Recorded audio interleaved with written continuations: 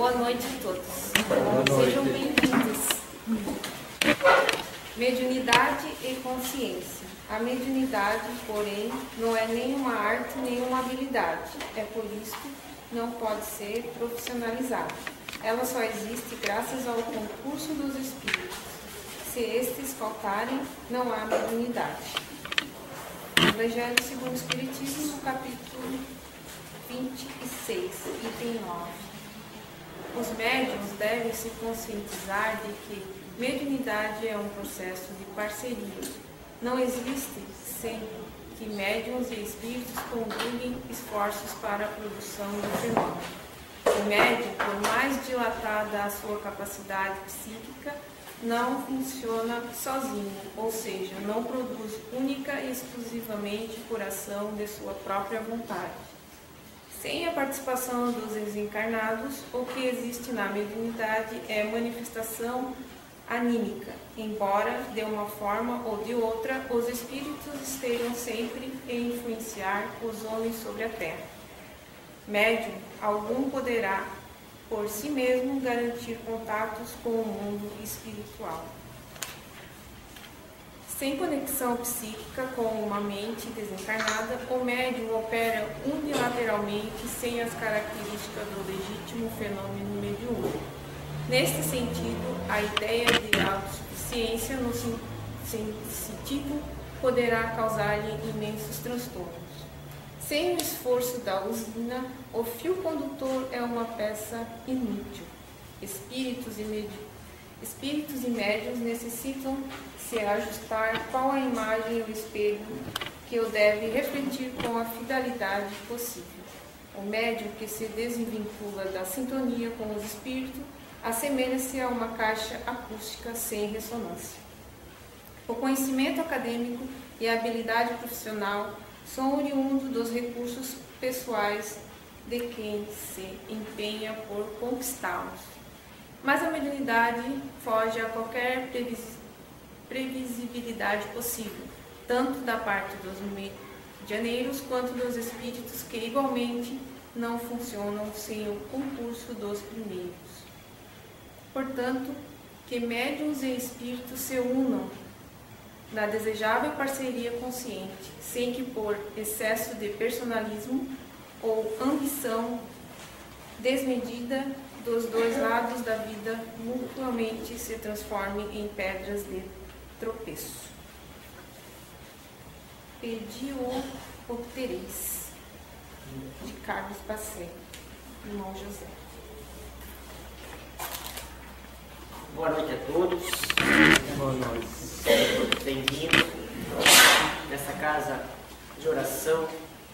Sempre gosto de frisar que uma casa de oração, uma casa, seja qual for, né? Sempre é uma casa de harmonia, onde a gente aprende, estuda e se confraterniza. Então, sintam todos abraçados, né? Sejam bem-vindos.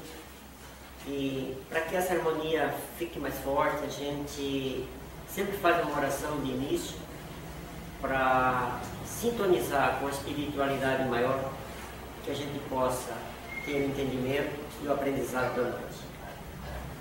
Então, com o nosso pensamento elevado ao Pai, a Jesus, nosso Mestre, pedimos licença aos nossos mentores, espiritualidade que trabalha nessa casa, porque desde antes de chegar aqui, existe uma equipe que trabalha, que organiza, que harmoniza todo o ambiente. Hoje em especial, levamos nosso pensamento aos espíritos, aquelas equipes espirituais que recebem nossos irmãos recém-desencarnados na pátria espiritual. Essa semana foi uma semana de desencarne de pessoas que a gente conhece. Sabemos que muita gente retorna à pátria espiritual todos os dias. Essa semana foi uma semana que vários companheiros nossos que a gente conhece voltaram à pátria. Que a espiritualidade receba esses nossos irmãos, que ele seja acolhido, amparado, que Jesus, Maria, acolha com seu amor, com seu manto sagrado. Em nome desse Espírito benevolente, abrimos nosso trabalho da noite, com muita paz e muita alegria. Que assim seja. Olha, hoje nós seria na casa, o Alberto Ferreira, eu acho que bastante gente já conhece ele, só que ele teve que fazer um curso em Florianópolis, ligou pra gente, né? Antecipado, a gente entende, né? Cada um tem seus compromissos.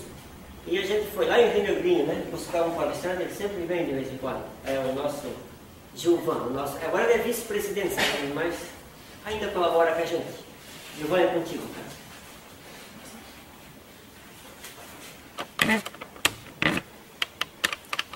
Boa noite a todos. Que a paz de Jesus nos envolva, nos proteja, todos possamos aprender em conjunto. Vice não manda mais nada. Não precisa anunciar que é vice. Não é que ele não manda, você não quer que ele mande, sabe? Também. Bom, dentro do processo da espiritualidade, dentro do processo da chamada imortalidade, dentro dessa certeza que nos anima e que nos traz até aqui na noite de hoje, por exemplo, dessa certeza de que a vida não termina, de que há uma continuidade após aquilo que nós comumente designamos como morte, né, ou que tradicionalmente chamamos como morte, dentro desta certeza, então, que nos anima, nós passamos a entender que existem variados fenômenos e variados indicativos dentro da nossa existência que podem demonstrar, em maior ou menor escala, de que somos realmente espíritos imortais. Que a vida continua, de que não há uma morte, mas há uma vida depois da vida, de que há vidas sucessivas em que espíritos vão e voltam aqui para o nosso planeta através de variadas existências. Isto nos remete a Jesus, quando Cristo, no Evangelho, ele fala com Nicodemos, no sublime diálogo do Cristo com Nicodemos, em que ele até se espanta, né, diante de Nicodemos, que era até tido até então como um conhecedor das leis, e o Cristo até se espanta, ou deixa o Nicodemos espantado, quando questiona ele, né, que ele era doutor da lei em Israel e não sabia de que era necessário nascer de novo. Está lá textualmente no Novo Testamento. Nós sabemos então que o próprio Cristo falou na reencarnação. As leituras, as interpretações bíblicas são feitas, cada qual, né, ao sabor do conhecimento das variadas religiões, né? Nós não podemos frear a opção que cada um faz por interpretar a Bíblia a seu modo.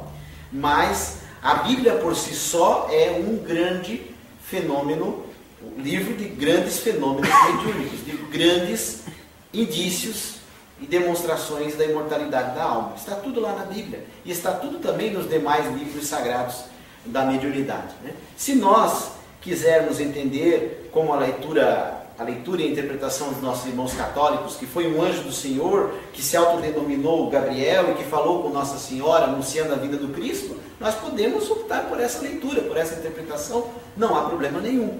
Na visão espírita, foi um anjo do Senhor, só que este anjo tem outras denominações. Dentro da doutrina espírita, nós o chamamos de espírito de luz. Foi o espírito de luz de Gabriel, que esteve lá diante de Nossa Senhora, em mais um episódio, em mais um fenômeno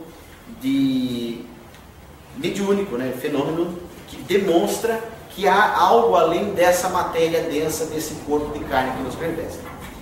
Nós vamos hoje entrar um pouquinho pela ciência, e até a leitura que a Valéria fez do irmão José foi muito interessante, quando fala de mediunidade, porque a mediunidade é tão somente um processo natural de sintonia com os espíritos, sintonia mais ou menos densa, mas a mediunidade também está dentro desse leque de situações que nós vamos estudar aqui hoje em conjunto. Recentemente, já tem algum tempo que eu tenho essa revista, eu acho que até ela não é mais editada, ela durou alguns anos e depois até parou. Nova Consciência é uma revista que falava, acredito que já não tenha mais, mas falava sobre ciência, ética e espiritualidade, né? E o número 1 dessa revista, ela traz dois pesquisadores do campo da espiritualidade, dois pesquisadores que estudam a vida depois da morte que estudam essa possibilidade do espírito ser imortal e que são convictos de que o espírito é imortal. Nós estamos falando de um médico da Universidade John Hopkins, nos Estados Unidos, o Stanislav Grof. Talvez quem é Stanislav Grof, que é, portanto, um médico estrangeiro, e de um médico e neurocientista brasileiro chamado Nubor Fakuri. Quem já viu aí alguns programas na Rádio Boa Nova, ou mesmo alguns Globo Repórter, na TV Globo, volta e meia, ele é entrevistado, porque ele é um estudioso da imortalidade da alma também. O Stanislav Grof é um médico da Tchecoslováquia, né, da antiga Tchecoslováquia, hoje já com 81 ou 82 anos de idade, e que concedeu nessa revista aqui uma interessante entrevista sobre isso que nós chamamos então de possibilidade da gente interagir com o mundo dos espíritos, ou com um mundo maior, ou com o mundo espiritual. E esta possibilidade, ela acontece quando nós estamos em condições um pouco diferentes daquela que nós estamos aqui agora. Por exemplo, neste momento eu estou em vigília conversando com vocês. Vocês estão em vigília, né, ou seja, acordados, conversando comigo. Mas de repente alguém hoje no início da atividade me perguntou por que eu sinto sono na hora da palestra. Porque há uma atuação espiritual que faz com que muitas pessoas bocejem, sintam sono diante do ambiente da doutrina espírita que é preparado, que é um ambiente de paz, de aconchego, né? E que, de repente, naquele momento em que você se entrega, de repente, aquele bocejo e vai para um estado mais profundo, você dá aquela fugida deste plano. É absolutamente normal. E nesta fugida, o nosso espírito, então, ele acessa outras dimensões espirituais, independentemente da densidade e da duração do sono. O nosso espírito é um espírito fujão. E ele, nesse momento, ele está interagindo com o mundo espiritual. E o Stanislav Grof tem mais de 50 anos de pesquisas sobre estes fenômenos, que nós então conhecemos como estados alterados da consciência. E engloba uma série de fenômenos, engloba uma série de situações que nós passamos no nosso dia a dia, que muita gente já passou em uma ou outra dessas que nós vamos ver aqui, né? Ele, então, é especialista, o Grof, em estados ampliados da consciência, trabalhou na John Hopkins, que é uma conceituada universidade, ele não é um religioso, ele é um cientista, né? E também no Instituto de Pesquisas da Califórnia. Nesta entrevista, então, para a revista Nova Consciência, ele fala da sua convicção que o Espírito existe, da sua convicção que a nossa consciência, ela não nos pertence, ou pelo menos não pertence ao nosso corpo físico. E isso é muito interessante porque vai ao encontro do que diz o Livro dos Espíritos, quando diz que a lei de Deus está impressa na nossa consciência, mas a nossa consciência não está sediada no nosso corpo de carne. A nossa consciência é um atributo da nossa mente, mente como sinônimo de espírito. A consciência nossa como sinônimo de espírito. Eu estou com uma experiência nova na minha vida, há 9 meses, né? Sou pai pela primeira vez, e eu e Dona Angelita, estamos lá com o Raul, dia 5 ele vai fazer, agora vai fazer 9 meses, vai completar 9 meses. E a gente acompanhando o processo de desenvolvimento do Raul, e quem é mãe e pai aqui, que também já passou pela experiência, sabe, as descobertas diárias, a criança descobrindo o mundo, as suas possibilidades. Semana passada ele começou a bater palminha pela primeira vez. Ele começou a acender a luzinha do mordedorzinho dele, tem uma luzinha, tem 2 luzinhas. E ele começou com o dedinho, ele viu os outros fazendo, claro, via a mãe, via o pai, a avó fazendo, né? O que o pai e a mãe ensinam, a avó estraga tudo, mas tudo bem. Aí, via a avó, agora está acendendo a luzinha. Estas possibilidades, alguma avó aí já chiou na plateia.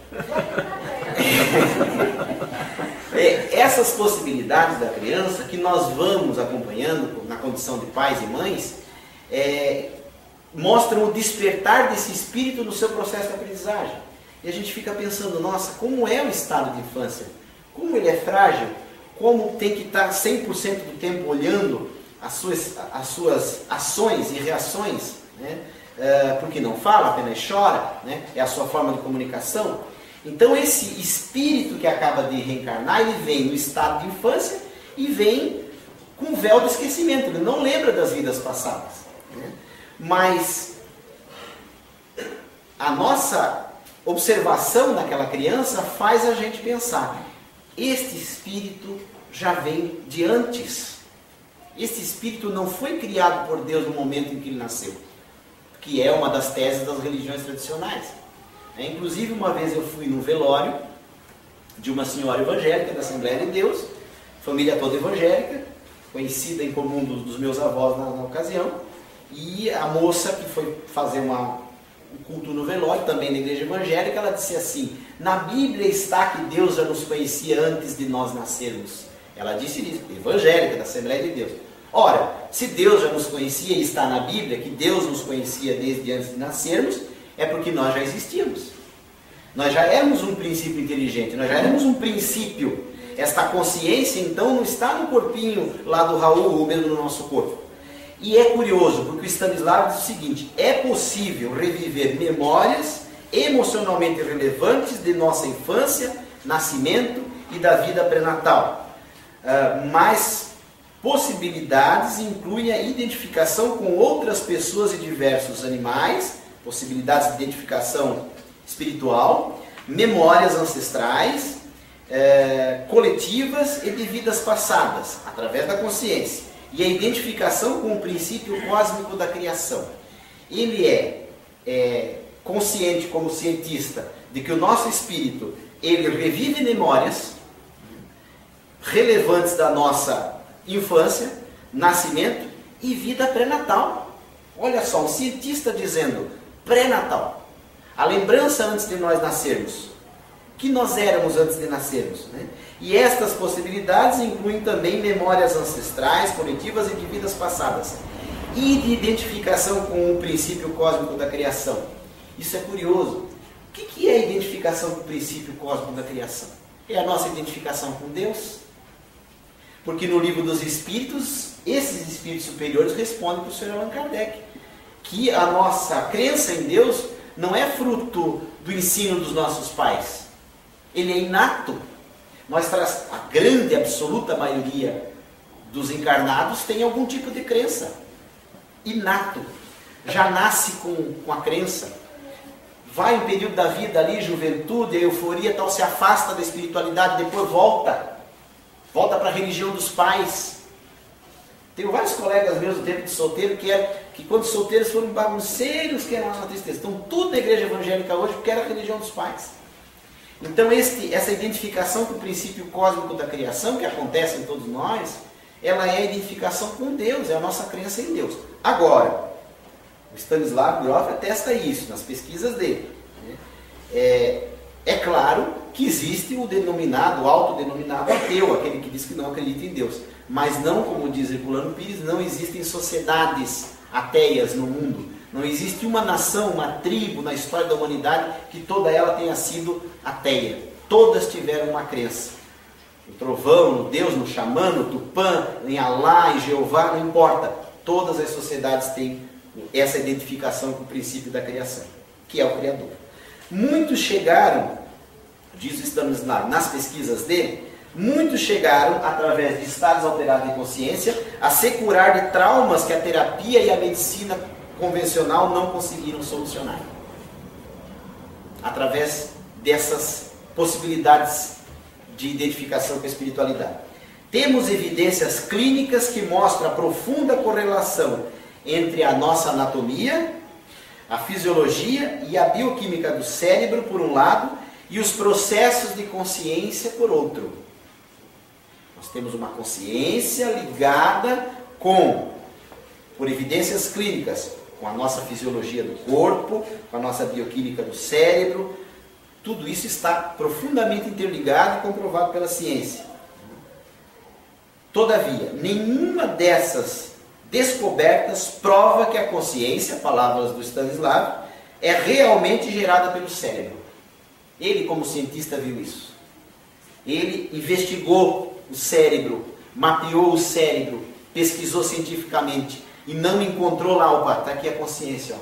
É aqui nesta glândula, é aqui neste ossinho, é aqui neste lobo frontal, aqui está o cérebro, está aqui, ó. Se tirar daqui, acabou. Isso é muito profundo. Porque a menina Marcela, quem ainda não assistiu, assista no YouTube o documentário Flores de Marcela. A menina Marcela nasceu anencéfala e ela durou, acho que quase 2 anos, 1 ano e 8 meses. Não sei quem viu aqui, até um documentário bonito para a gente passar na casa escrito. Ela durou 1 ano e 8 meses sem cérebro físico. Ela reagia aos estímulos da mãe e do pai. Ela se sentia bem no colo da mãe, sentia bem no colo do pai. A mãe não abortou mesmo com os exames apontando a anencefalia. Ela disse, não, eu vou ter a Marcela. E a Marcela veio e deu uma lição de amor e carinho naquele curto período de 2 anos, um pouco menos, que ficou com os pais. E ela era, inclusive, fisionomicamente muito feinha, porque ela não tinha, então, cérebro. Ela tinha o crânio achatado, quase na altura dos olhos, e ela era o que muitas pessoas chamariam de monstrinhos, de monstrinho. Uma vez chamaram assim as crianças lá das casas André Luiz de Guarulhos. Os espíritas estão criando em Guarulhos a Ilha dos Monstros. Saiu na capa do jornal. Que eram crianças que ninguém queria, eram as mais feias, eram as deformadas, eram as debilitadas. Mas se a Marcela não tinha cérebro físico, o que animou essa menina durante 1 ano e 8 meses? Que consciência ela tinha? Onde é que estava essa consciência? Nenhuma das descobertas científicas prova que a consciência é realmente gerada pelo cérebro. Em toda a história da ciência, ninguém apresentou uma explicação plausível de como a consciência pode ser gerada por processos materiais. Porque se a gente aprendesse como cientista a fazer consciência, produzir consciência em laboratório, podia descartar Deus, porque cada cientista ia ser um Deus. Ele cria uma consciência em laboratório lá, conseguiu criar uma consciência. Nem mesmo por uma abordagem viável do problema. A ideia de que a consciência é um produto do cérebro, diz o Stanislavski, não é totalmente arbitrária. Ele até entende que alguns cientistas materialistas digam que o nosso corpo morreu, acabou. Tem cientista que não, morreu, acabou, não tem mais nada. Tem cientista que diz isso, não tem problema. Aqueles que propõem dessa forma, que a consciência está no cérebro, é produto do cérebro, em geral se baseiam em resultados de experiências neurológicas e psiquiátricas, bem como um vasto conjunto de observações clínicas muito específicas nas áreas de neurologia, neurocirurgia e psiquiatria, para sustentar a posição. Então eles têm estudos que indicam que há uma sabedoria latente ali no cérebro, que poderia ser fruto do próprio corpo físico, vamos dizer assim. Mas, diz o Stanislavski, o problema não é a natureza das evidências apresentadas, mas a interpretação dos resultados, a lógica dos argumentos e as conclusões tiradas dessas observações. Você pode até dizer que você acha que o ser humano se faz por si só, mas você vai ter que provar. Como o Divaldo certa vez falou, uma pessoa chegou para ele e disse, prove-me que Deus existe. E Divaldo respondeu o desafio com outro. Prove para mim que ele não existe. Simples. Prove para mim que Deus existe. Prove para mim que ele não existe. Ao mesmo tempo em que essas experiências mostram claramente que a consciência está intimamente ligada a processos neurofisiológicos, há uma ligação neural, né, no nosso cérebro, neurofisiológicos e bioquímicos do cérebro, eles estão muito poucos relacionados à natureza e à origem da consciência. O que o Groff quer dizer com isso? Apesar dos estudos que mostram haver ligações, não consegue o cientista achar onde se originou a consciência, vamos colocar, entre aspas, fisicamente dentro do cérebro. Aquilo que eu falei antes. Vamos fatiar o cérebro e encontrei, está aqui. Essa aqui é a consciência. É esse nervinho aqui, é essa glândulazinha aqui, é esse pedacinho do cérebro aqui. Aqui está a consciência. Nunca ninguém conseguiu dessa forma. Como é que nós pensamos, não é? De onde vem o nosso pensamento? De amor, de ternura, de raiva, de irritação. Da onde vem? Da onde vem o amor de mãe para filho e filho para mãe? Como sempre dizia a Dona Lúcia aqui, o amor de mãe é aquele que mais se aproxima do amor que o Cristo tem por nós. até porque o do Cristo é muito maior que o amor de mãe, mas o amor de mãe é o mais próximo daquele que o Cristo teve por nós. De onde vem esta força de sentimento? Da onde vem esses exemplos, muitas vezes, de superação? Eu vi na semana passada, no programa do Gugu, o rapaz de uma igreja evangélica que nasceu sem os braços, tocando piano. Não sei se alguém viu essa apresentação dele, com uma orquestra evangélica, inclusive, da igreja onde ele se apresenta, estava no palco, e ele ao piano, debruçadinho, praticamente com a cabeça em cima na ponta do piano, e só com 2 toquinhos aqui, tocando. E depois tocou guitarra com os pés. De onde vem esta habilidade, de onde vem esta consciência? De onde se origina? Isso que moveu o estudo do Dr. Stanislav. Na verdade, há amplas evidências que sugerem exatamente o oposto, diz ele. Ou seja, que a consciência pode, sob determinadas circunstâncias, atuar independentemente de seu substrato material e desempenhar funções que vão além da capacidade do cérebro. Olha o exemplo da Marcela. Como ela reagia aos estímulos do pai se ela não pensava, se ela não tinha cérebro? Onde estava a consciência dela? Vamos a Chico Xavier, nosso querido Chico, amanhã é de aniversário, né? 2 de abril, aniversário do Chico. Chico Xavier, como ele podia fazer as coisas que fazia? Ler os pensamentos das pessoas, prever o futuro com grande exatidão, detalhar os desencarnados, que no final da vida do Chico ele já não sabia mais quem era encarnado e desencarnado. Ele estava totalmente aberta a visão mediúnica dele, ele via todo mundo quase igual. No livro Sob o Véu de Ísis fala inclusive que os espíritos que organizavam o trabalho das caravanas que iam a Uberaba, do mundo espiritual, daqueles rapazes, daqueles jovens que iam ditar as cartas para o Chico, antes de chegar no grupo da prece, eram organizados com crachás espirituais para que o Chico pudesse identificar se era desencarnado ou não. Geraldinho conta, e contou aqui essa história, inclusive, que o Chico, e ele viu isso, né? As senhoras foram pedir uma carta, psicografada, e o Chico, sem ser anunciado, o Chico sabia o nome daquelas senhoras que haviam chegado ali. Olá, dona fulana, abraçou, beijou, era a mãe. Olá, dona ciclana, abraçou, beijou, era a filha. E olá, dona Beltrana, abraçou. No que ele abraçou no ar. E no ele falar dona Beltrana, as duas começaram a chorar. É a vovó. O Chico não... Era a vovó que ia dar a carta, e deu a carta. Mas o Chico não diferenciou que ela era desencarnada. E chamou ela pelo nome já. Como é que ele acessava isso? Como é que a consciência do Chico permitia isso? Como é que o Geraldinho comentava assuntos do cotidiano com o Chico? Antes de conhecer o Chico, mandava cartas para Uberaba e achava que, até por modéstia, o Geraldinho achava que não era digno dele, né? Mandar cartas para o Chico. E ele só mandava as cartas e nunca esperava a resposta, porque ele não mandava o remetente. Aqui não tinha, só a carta, né? E assinava como um amigo. Chico, hoje eu fiquei pensando em tal assunto, tal, um amigo. E mandava de Belo Horizonte para o Chico em Uberaba, né? E aí um belo dia o Chico estava em São Paulo e o Geraldinho foi conhecer o Chico, né? O Geraldinho viu o Chico de longe com algumas pessoas. O Chico agradeceu a atenção das pessoas, olhou para o Geraldinho e disse assim: olha quem vem lá de Belo Horizonte, o nosso Geraldo Lemos Neto, o nosso Geraldinho, que bacana. Mas antes de você, ele não tinha dito quem ele era, né? O Chico já deu o nome completo. Mas antes de você me cumprimentar, antes da gente entabular uma conversa, eu quero te perguntar, por que você mandava tantas cartas e não assinava nenhuma para que eu pudesse elas responder? E o Geraldinho, eram as cartas que ele mandava, né? Sem o remetente. Então, isso que chamou a atenção do cientista, né? Que essa consciência atua independente da matéria e desempenha funções além da capacidade do cérebro. Em mútuo contraste com a sociedade moderna, todas as culturas indígenas, e agora nós vamos entrar bem nessa questão de estados alterados, todas as culturas indígenas davam muita importância aos estados alterados da consciência.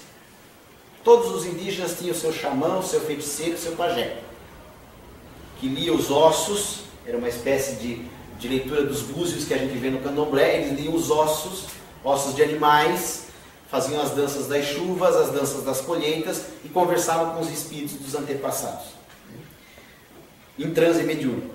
Despendiam tempo e esforço no desenvolvimento de formas seguras e eficazes de induzi-los. O transe. Eles utilizavam os estados alterados como principal meio para seus rituais e sua vida espiritual. Para os indígenas, o contato experimental direto com as dimensões arquetípicas da nossa realidade, divindades, reinos mitológicos, animais, poder e forças da natureza, eles se comunicavam com todos esses reinos, eram importantes no dia a dia da tribo. Você vê a mediunidade lá atrás, o livro O Espírito e o Tempo trata disso, né? Outra área na qual esses estados alterados desempenharam papel crucial foi no diagnóstico e cura de vários transtornos emocionais e psicossomáticos, e até mesmo algumas doenças físicas. Pessoas que passaram por experiências de estados alterados e que se curaram da depressão, da ansiedade, do câncer, de várias doenças após passar por terapias, né, em casas espíritas, espiritualistas, em terreiros de umbanda ou até mesmo na igreja evangélica, na igreja católica, porque a cura ela existe independentemente da igreja. Você vai na igreja com fé e merecimento, você vai ser curado. Pode ser qualquer igreja. Os estados ampliados também foram utilizados para cultivar a intuição e a percepção extrasensorial, tais como encontrar pessoas e objetos perdidos e acompanhar a movimentação de um jogo. Além disso, serviam como expressão artística, proporcionando ideias para rituais, pinturas, esculturas e músicas. Os médiuns artistas, que têm a capacidade, muitas vezes, de tocar um objeto e contar a história do objeto, acessando, não tanto pela mediunidade, mas muito pela psicometria, pelo animismo, acessando a informação daquele objeto. Também é possível. As experiências de vidas passadas, então, estão entre os fenômenos mais comuns. Não dá mais para rejeitá-los como fantasias. Testemunhei, diz ele, também repetidamente que as experiências de vidas passadas levavam não somente aos entendimentos intelectual, mas ao alívio ou total desaparecimento de vários sintomas psicossomáticos difíceis e a solução de conflitos com outras pessoas. O Dr. Ricardo Bernardi trabalha a terapia de vidas passadas curativa em Florianópolis. Tivemos ele aqui, né, na abertura da jornada, né, relatando casos de cura através do transe em que a pessoa é submetida, da hipnose, e ela volta às vidas passadas e busca lá na vida passada a raiz do problema. Ele não faz isso no centro espírita, tá, gente? Ele faz isso na clínica dele como profissional. Casa espírita, não é recomendado fazer terapias desse gênero. Na vastidão da psique humana, a psicologia, diz o Dr. Stanislav, mal arranhou a superfície. Na vastidão da psique humana, a psicologia mal arranhou a superfície. Alguns sintomas que a ciência ocidental rejeita como primitivos ou mesmo ilusórios, tais como o xamanismo, o misticismo e as filosofias espirituais orientais, têm uma compreensão mais acurada da consciência e da psique humana que a ciência materialista. Rituais mais primitivos têm uma compreensão da nossa identidade espiritual maior do que a ciência dos homens. Por isso que você vê um Dr. Fritz cortar uma pessoa e a pessoa não tem nenhuma asepsia, não tem nenhuma dor no momento da cirurgia, né? O João de Deus, os médicos que trabalhavam com o Dr. Fritz, as pessoas sendo furadas com agulha, com tesoura, com faca. A princípio a doutrina recomenda que não se submetam a tratamentos muito agressivos, se puderem fazer um tratamento sem corte é melhor, mas não há um registro de infecção ou de dor nesses casos. Como pode? E há um registro de cura. Não sei se alguém aqui já foi da Umbanda ou já esteve na Umbanda e já conversou com um preto velho no momento da atividade da Umbanda e fez uma consulta com o preto velho. O preto velho, ele, me perdoem muitos psicólogos, mas ele dá de 10 em muitos psicólogos, porque ele devassa a intimidade da pessoa e naquela humildade dele, porque ele está ali na figura do preto velho, mas na intimidade dele pode ser um espírito ancestral. Por humildade ele está ali. Pode ser um psicólogo, pode ser um médico, e ele devassa então, e ele faz uma consulta, e ele orienta a pessoa para o bem e para a paz. Quem já conversou com o preto velho sabe disso. né? É o que o Dr. Stanislav fala, né? Religiões primitivas, mas que conhecem a fundo porque mergulham nesse estado alterado de consciência. E aí ele encerra aqui dizendo: vejo a ciência e a espiritualidade como duas abordagens complementares para os entendimentos da existência que não estão ou não deveriam estar em conflito. Então, em vez de brigar a ciência e a religião, elas deveriam se unir através da espiritualidade. Buscar um diálogo entre ambos os polos, né, para a gente entender melhor que não deveria haver esse conflito, que uma pode ajudar a outra. A ciência pode ajudar a espiritualidade pode ajudar a ciência. Nós temos em Juiz de Fora, Minas Gerais, uma notável médium de cura, agora já se encaminhando para a reta final de uma jornada gloriosa de vida, a Dona Isabel, quem já viu inclusive na Ana Maria Braga, tem no YouTube os vídeos dela. A Dona Isabel tem abertas as portas dos hospitais de Juiz de Fora 24 horas por dia, para ir orar e aplicar passes nos pacientes, porque os passes dela são comprovadamente e medicinalmente curativos. Os laudos médicos, as chapas de raio-x mostram o retrocesso de dores, de tumores, de processo de doença depois dos passes da Dona Isabel. Ela coordena lá a Casa do Caminho de Juiz de Fora, né? E ela tem grupos de estudo da doutrina espírita e da mediunidade dentro da casa espírita, que é frequentado por psicólogos, médicos, enfermeiros, auxiliares de enfermagem, grupos de estudo da doutrina espírita que ela coordena só com profissionais da saúde, da ciência oficial, que vão lá aprender doutrina espírita com ela. Como é que pode? Como é que foi feito um teste de 2 pacientes, mesma idade, mesmo quadro clínico, um foi submetido aos passes da Dona Isabel e o outro não, e um evolui positivamente e o outro estaciona. E o que evolui positivamente é que recebeu os passes da Dona Isabel. Quem é que explica isso? Que mediunidade ela tem? Que estado de consciência ela consegue acessar para essa situação? Então nós listamos aqui, só para a gente entender, algumas das situações que podem as pessoas vivenciarem no seu dia a dia, né? A TVP é a terapia de vidas passadas, né? Essa que o Dr. Ricardo faz em Florianópolis.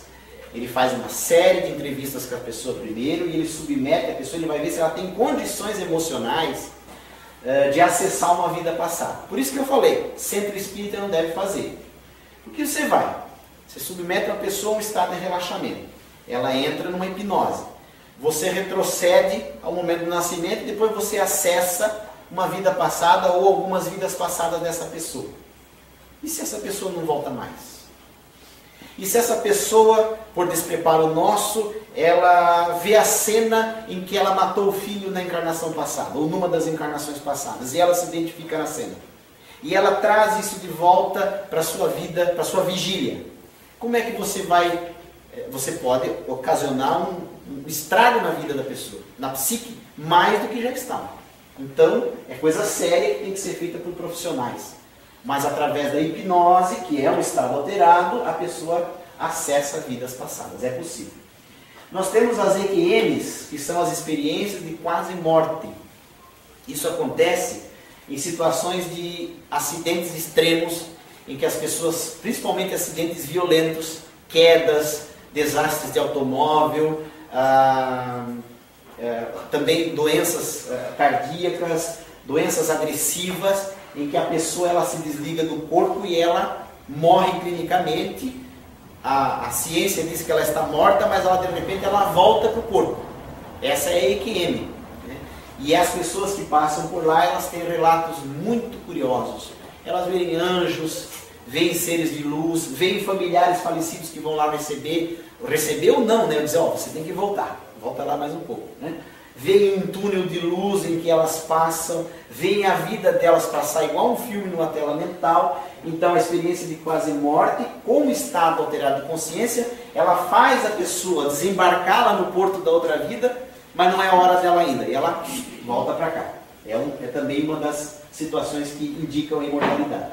Mediunidade, eu coloquei / espiritismo, porque mediunidade e espiritismo não são sinônimos, tá? A mediunidade está dentro do espiritismo. O espiritismo trabalha com a mediunidade de maneira evangelizada, de maneira orientada para redirecionar esses espíritos sofredores, mas a mediunidade, então, ela indica a imortalidade da alma em várias situações, como a psicografia que o Chico fazia, a pintura mediúnica que nós tivemos aqui com o Florencio já por 2 vezes, pintou inclusive aquele quadro ali de São Francisco de Assis, o Florencio pintou aqui em 3 minutos e meio, 4 minutos, né? Quem veio assistir viu, aquele banner lá também são pinturas do Florencio. Ele pinta uma série de 10 ou 12 quadros, na faixa de 4 a 5 minutos, 6 minutos cada um, em alta velocidade, com as mãos ou com os pés, né? No caso aqui, no caso do Florencio, acredito que seja com as mãos, mas a Valdelice pinta com os pés. Pinta no escuro, pinta no frio, pinta no calor, e apesar do ritmo frenético, as tintas não misturam. As tintas não misturam. Os estilos, a cada pintor desencarnado que incorpora no médium, muda o estilo. Aquele lá, por exemplo, é um Portinari. Mas ele recebe uma natureza morta, uma Tarsila de Amaral, por exemplo, com grande fidelidade, e as assinaturas dos autores são aquelas que eles tinham em vida. Então está ali o médium realmente num estado muito alterado. O Florencio, inclusive, participou de testes, né? Teve mapeado o cérebro dele, mostrou toda a alteração cerebral dele. A ciência não sabe dizer para onde vai a consciência do Florencio quando ele está em transe. E é curioso, porque quem esteve aqui, né, seu Nene, viu que depois de 2 horas de transe, ele transpira muito, e ele recebe, né, como nós falamos, em alta velocidade. Quando ele sai daquele transe, que é muito profundo, quando ele sai do transe, ele diz, para nós mesmos ele disse, nuances de alguns quadros dá flashes na memória dele, mas no geral, aqueles 10 ou 12 quadros, ele não lembra. Então, isso a gente observou aqui 2 vezes nesse momento. Ele sai, os quadros estão expostos, e aí ele vai olhando para conferir o que foi feito, porque ele no transe perdia a sua vigília, ele saía realmente, estava distante do seu corpo espiritual, e ali estavam operando os espíritos pintores, então através da mediunidade de pintura mediúnica, né? A mediunidade então é trabalhada pelo Espiritismo. O Espiritismo nasceu como doutrina codificada através da observação da mediunidade. Por isso estão ligados. Mas tem mediunidade da Igreja Católica, né? André Luiz diz no livro Libertação, vocês lembram do trecho que André Luiz vai assistir à missa católica, né? No livro Libertação, e o que ele fala quando ele vê as hóstias sendo engolidas no momento da comunhão? Pessoas evangelizadas, pessoas com espírito elevado, aquela hóstia era curativa e parecia um halo de luz a entrar na pessoa. E tinha pessoas que mesmo antes de tocar na hóstia, ela enegrecia. Inclusive o padre não era lá grande coisa, está no livro inclusive. Nessa ocasião que o André Luiz esteve vendo a hóstia fluidificada. Por isso que a gente fluidifica a água na casa espírita. Né? A pessoa pergunta, mas Gilvan, vocês poderiam fluidificar uma hóstia? Poderíamos. Poderiam fluidificar uma fruta, fazer uma bênção na fruta, no pão? Poderíamos. André Luiz coloca que as hóstias realmente naquela condição são fluidificadas. Mas a água é o elemento mais puro da natureza. É o que nos traz mais elementos curativos, é a água. Por isso que a gente serve a água, que os espíritos estão nesse momento ali trabalhando, né? Fluidificando a água. Por isso que é feita dessa forma. Agora os outros elementos também são passíveis de serem fluidificados. Os taoístas, nós temos um grupo aqui em Barra Velha que estuda o taoísmo, né? Eu tenho alguns familiares inclusive que participam, são reencarnacionistas, né? Acreditam na mediunidade e fluidificam as frutas. E é curioso porque eles levam para os cultos dele as frutas, fluidificam e presenteiam as pessoas. Inclusive a minha esposa esse dia, a Regina, que é do grupo, esteve lá em casa, levou, acho que maçãs para a Angelita, abençoadas, né, dentro do culto do Tao, né, dentro do culto do taoísmo, né, também fluidificadas. O Espiritismo opta pela água porque é um elemento puro. O Espiritismo, então, ele nasce com a mediunidade como uma ciência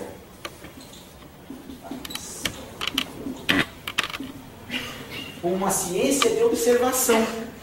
O Espiritismo ele possibilita um estado alterado de consciência dentro do trabalho da mediunidade, nos grupos de desobsessão, nos grupos de mediunidade, e ele trabalha e ele estuda as reações dos médiuns nessas ocasiões. Né?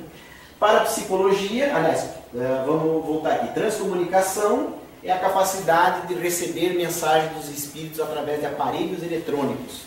Está muito avançado esse modelo de investigação com os espíritos. E nós temos a maior referência do Brasil em São Paulo, que é a Sônia Rinaldi. Na Bahia tem o Clóvis Nunes também, mas a Sônia, o trabalho dela é bem mais avançado. Parapsicologia, hoje já um pouco caindo de moda, mas os parapsicólogos lidam com o corpo espiritual também e com os estados alterados. Alguns não acreditam em reencarnação, são parapsicólogos católicos, mas há os parapsicólogos espíritas também. Neurociência é o estudo do cérebro, estudo científico do cérebro, mostrando as sinapses e as ligações cerebrais e a reação do cérebro no momento do transe da mediunidade. Foi o que aconteceu com o Florencio. Colocaram lá o Florencio em observação e o transe aconteceu e mostrou que deu uma alteração total na cabeça do Florencio. Através dos neurocientistas também se avança muito nessa condição. E por fim, a física quântica, que é um ramo da física que está desdobrando a matéria, né? Desdobrando, né? O átomo, daí do átomo se subdividiu, já estão falando em teoria de cordas, são cordas infinitesimais, são cordas muito finas que juntas vão formando a matéria. Para cientista doido mesmo isso, né? Porque a gente não consegue acompanhar essa investigação. E é curioso da física quântica, gente, da física, que quando ela separa a matéria, ela pega, por exemplo, essa tribuna e subdivide, começa a picar a tribuna no menor elemento possível, até chegar no átomo. E aí o átomo se subdivide, e essa subdivisão se subdivide, e isso se subdivide, e vai múltiplas vezes. E aí o que essa física quântica chega à conclusão? Que a matéria não existe. A matéria como nós conhecemos, ela não existe. Está também a física quântica colaborando para a espiritualização, para mostrar para as pessoas que matéria não é nada. Matéria é apenas uma energia que está condensada, mas ela, a rigor, não existe. Porque os espíritos, por exemplo, que estão aqui agora conosco e que não são daqui, para eles, essa matéria que nós temos aqui, ela não representa quase nada, porque eles atravessam paredes, os que têm condições para isso, né? De evolução, evidentemente. Né? Eles podem ler pensamentos, eles podem prever o futuro, como o Chico fazia. Né? Então, nesse padrão, os espíritos eles acessam, eles rompem algumas leis dessa física que nós temos aqui. Então, também caminha para a espiritualidade.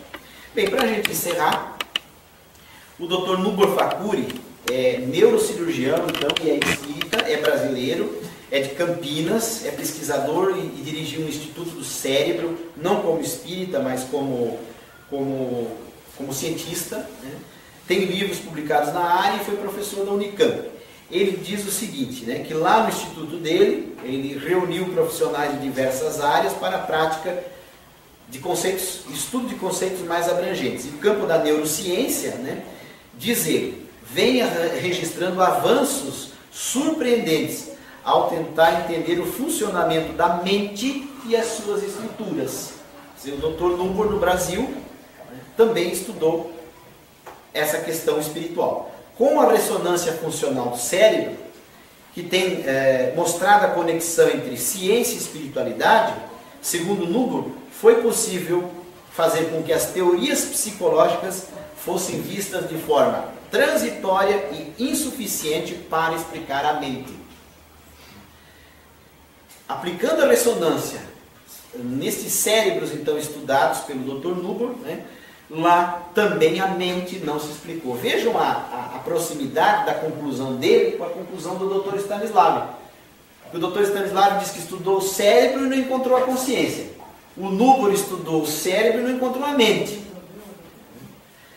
Qualquer outra ciência que vier, dizer, terá que incluir a alma para decifrar o enigma da mente. Sem admitir a possibilidade do espírito, não vai se explicar o enigma da mente. Sem nós entendermos que há uma consciência extracorpórea. Tem uma consciência do lado, entre aspas, de fora. Alguns cientistas já conseguiram provocar estímulos no cérebro que fazem os pacientes se sentirem fora do corpo. Olha aqui tem a EQM, né? Que na verdade é através do desdobramento, né? E o Dr. Newburgh diz, né? Cientistas, materialistas, já conseguiram fazer com que os pacientes se sintam fora do corpo. Outros confirmaram a presença de áreas cerebrais ligadas à fé e à espiritualidade.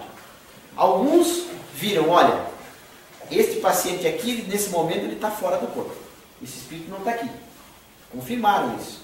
Outros disseram, olha, aqui nesse cérebro tem uma área que trata da fé, da religiosidade, da espiritualidade. André Luiz fala isso nos livros de Chico Xavier. Inclusive, a glândula pineal, que é a glândula da mediunidade, da fé, onde nós temos aí a anteninha que nos liga ao mundo espiritual. A doutrina espírita, diz o Dr. Newburgh, ensina que para conhecermos a dimensão espiritual que atua em nós, temos que admitir uma outra classe de fenômenos. Então tem que sair da ciência material humana e admitir uma outra classe que não se enquadra nos métodos usados na investigação materialista. Por isso que os médicos de Juiz de Fora, que são médicos, que fizeram faculdade de medicina, não estão buscando respostas nos livros de medicina. Eles estão indo para o centro espírita da Dona Isabel. Porque na ciência oficial, na medicina convencional, né, não vão encontrar as respostas, porque a investigação materialista ela chega até um ponto e ali ela para. Ela diz que o espírito não existe. Não tem vida após a morte, não tem Deus, né? Tem cientista que diz que não tem Deus. Não existe Deus, não existe Jesus. Uma leitura séria de autores respeitáveis, diz ele, que tratam de experiências fora do corpo, revela um fenômeno muitas vezes mais complexo, com descrições de tempo e lugar, que não se obtém com a simples excitação elétrica do lobo parietal. Então, alguns exercícios do cérebro já mostram a gente acessando outros níveis espirituais. Newburgh teve uma experiência que, enquanto ele estava operando um tumor cerebral, a pessoa revelou, melhor dizendo, a paciente, revelou que estava fora do corpo, na hora da operação. Visualizou um assistente e a sua própria irmã no hospital, no mesmo ambiente, mas longe de onde estava o seu corpo físico. Ele viu isso acontecer, Dr. Newburgh. Ele fez uma cirurgia de um tumor no cérebro da pessoa, com a pessoa desacordada. Quando a pessoa terminou a ação do sedativo, que a pessoa acordou, essa pessoa disse, eu não estava aqui no meu corpo, eu estava ali. E lá estava o enfermeiro, e lá estava a minha irmã. E confirmou tudo que a pessoa disse, desligada do corpo. O Dr. Newburgh viu isso, atestou isso. Outro paciente, diz ele, teve um encontro espiritual, entre aspas, ou extrafísico com a sua irmã, que lhe fez relatos de acontecimentos familiares que iriam ocorrer 15 dias depois. Acordou no leito e disse, olha, eu saí do corpo, eu vi a minha irmã e ela me disse que vai acontecer tal coisa. Dali 2 semanas o Dr. Newburgh liga para o paciente. Daí aconteceu? Aconteceu tudo. Tudo que ela me disse foi de fato.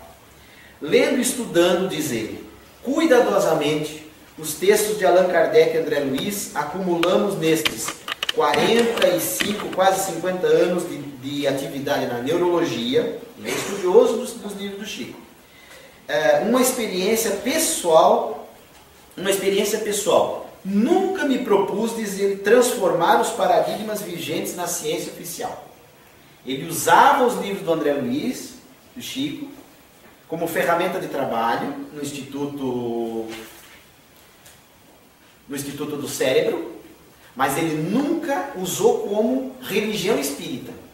Ele nunca quis converter os demais cientistas em espíritas. Ele usava como ferramenta de pesquisa, né? Nunca indo para o lado da religião espírita. Essa foi a experiência dele, né? Nunca me propus transformar os paradigmas vigentes na ciência oficial. Ela também faz parte do projeto de Deus. Por isso que quando a gente está doente, gente, temos que vir no centro, temos que procurar a água frutificada, o passe, mas não podemos abandonar o nosso médico. Não podemos abandonar a ciência oficial. Olha o Dr. Núbor, um dos grandes cientistas do Brasil, falando, ela também faz parte do projeto de Deus. Eu vou relatar um caso pessoal. Caso pessoal a gente não deve relatar, mas esse, como é negativo, a gente conta. Eu estava há um pouco mais de um ano num pico de ansiedade muito grande e um negativismo muito grande. Para resumir a história, eu fui diagnosticado com uma depressão de leve, uma depressão leve partindo para moderada. Quem já teve depressão sabe que não é frescura, né? Não é, a pancada não é pequena, né? A minha depressão não estava se manifestando em termos de reclusão ou de tristeza, mas em termos de grande ansiedade, muita ansiedade e insônia. O que eu fiz? Continuei na casa espírita, né? Fui ao médico, fui primeiro ao clínico geral, depois fui para a psicoterapia, peguei uma psicóloga que é espírita, terminei inclusive semana passada o tratamento com ela, e fui para o remédio de tarja vermelha. Não caí no tarja preta, porque a minha depressão era moderada. Mas se tivesse a orientação médica do tarja preta, eu iria tomar a tarja preta. Não se entupir de remédio, mas dar uma chance para a ciência do homem também. O que aconteceu? Eu reduzi a minha ansiedade em 80%, estou bem mais tranquilo, né? Não sei como me aguentam ainda assim, mas estou bem mais tranquilo. E casei, então, a psicoterapia, a sertralina, que é o que eu tomo, casei com a homeopatia, que a Laura, inclusive, me indicou, né, do Dr. Deoclides, lá de Itajaí. Ele não é médico, mas é um terapeuta da Sociedade Brasileira de Homeopatia, um senhorzinho lá do bairro Itaipava. Fui lá, fiz uma consulta com ele e eu tomo a sertralina junto com a homeopatia. Não estou 100% curado, mas estou muito melhor. Continuo com meus rompantes, continuo nervoso e tal, mas não naquele quadro que eu estava. Não podemos abandonar, e não vou parar a sertralina enquanto o médico não disser que é para parar. Inclusive fiz um retorno para a médica, na hora da renovação da receita. Eu comecei na 25, fui para 50, né? E aí agora a doutora Carol da Securi disse, olha, Gilvan, fica mais alguns meses de 50 miligramas, depois, se você continuar evoluindo bem, nós vamos reduzir para 25 até tirar. Medicina oficial, gente, é o que o Dr. Núbor falou, né? A medicina oficial, a ciência oficial também faz parte do projeto de Deus. Como pensador espírita, e ele continua, ligado à ciência do cérebro, tento acrescentar material teórico ligado à doutrina. E ele conclui, André Luiz considera a mente como sinônimo de espírito. Por que Stanislav não achou então a consciência dentro da cabeça? Dentro do cérebro? Porque ela não está lá. A mente é sinônimo de espírito. Na literatura em geral, a definição de mente costuma ser complexa, diz ele, discordante e contraditória. Para então o Dr. Núbor, a consciência é uma propriedade da mente. O Dr. Núbor já chegou à conclusão que o Groff ainda não chegou. Que a nossa consciência, que nos proporciona o ato de pensar continuamente, como espíritos que já atingiram a humanidade, né? Já passamos pelos outros reinos, a nossa consciência está radicada na mente, ou no espírito, que são sinônimos. Mente, espírito, sinônimos. E lá está a nossa individualidade mais profunda, que é o espírito, que é a partícula imortal de Deus. Nós somos filhos imortais de Deus e temos em Jesus o nosso grande irmão e amigo maior. É um espírito de milhões de anos que está aí a nos ajudar, né? Essa propriedade, né, a consciência é uma propriedade da mente, diz o Dr. Núbor. Essa propriedade vai se constituindo com a progressão da evolução dos seres vivos. Então nós estamos aqui não mais para sofrer, nós estamos aqui para evoluir e estamos aqui em direção à felicidade. Então vamos passar de repente por alguma dessas situações. Vamos precisar da medicina oficial, vamos de repente tentar desenvolver ou educar a mediunidade, vamos de repente sofrer um acidente e passar por uma EQM. Se temos uma fobia grave, vamos lá no Dr. Ricardo Bernardo fazer uma consulta, se for o caso, faz uma terapia de vidas passadas. Vamos procurar a psicologia transpessoal, que é a do Carl Gustav Jung, que é a que norteia o trabalho de Joana de Ângeles. Esta psicologia aqui, ela é reencarnacionista. Freud não era reencarnacionista, mas Jung era reencarnacionista. Né? Vamos, de repente, buscar um parapsicólogo se necessário. Vamos estudar a física quântica. Eu sei aqui que a Sônia, inclusive, tinha os livros do Dr. Goswami, né? Estudar a física quântica. Vamos buscar o que é melhor para nós. E vamos agradecer a Deus porque nós temos uma vida, nós temos uma família, nós temos alimento, nós temos a casa espírita, nós temos as bênçãos do Evangelho para nós, né? Para nortear o nosso caminho. E temos um anjo da guarda permanente, que apesar das nossas ruindades e dificuldades, também está conosco, né? Nos orientando para o bem. E que Jesus nos ampare, nos abençoe agora e sempre. Que assim seja.